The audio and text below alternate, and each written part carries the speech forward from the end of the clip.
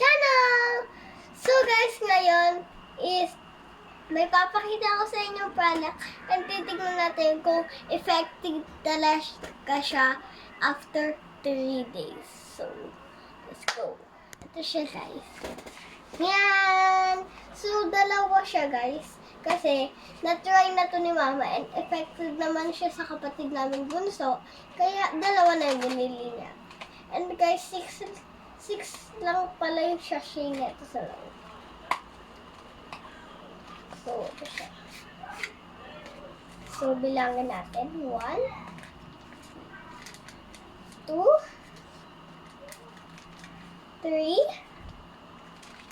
4, 5, and 6. So, 6 lang yung laman niya, guys. So, lagyan natin. Hello. Kailangan mo sila kasi, Lord. So, guys, ito siya.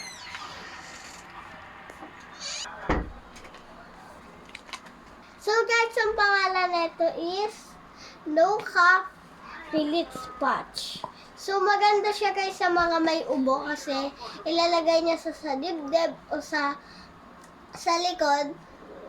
Tapos, after 3 days is gagamitin mo lang siya araw-araw hanggang sa mag 3 days na siya. Tapos, kinabukasan, wala na yung ubo mo, di ba? Effective talaga siya. So, ngayon guys, is maglalagay tayo dito.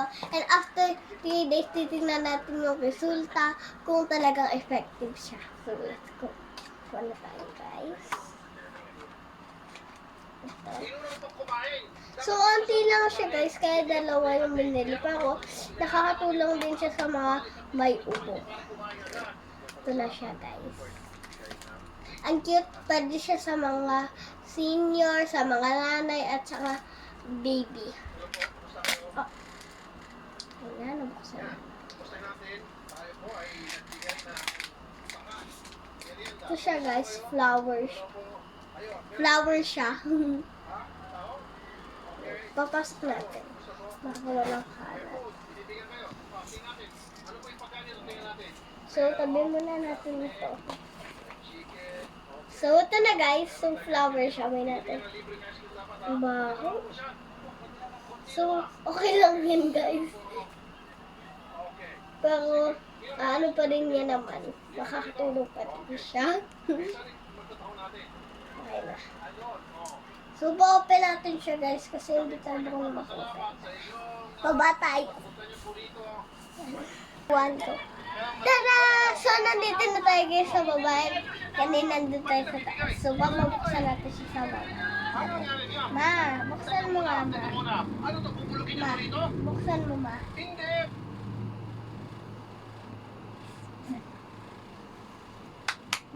Excited na ako, guys.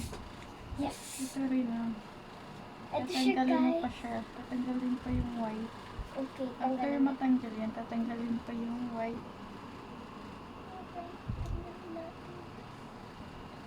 So, huwag mo muna tanggalin lahat. Itaas mo yung damit mo, anak. Yan. Ito Sa siya, gitna. guys.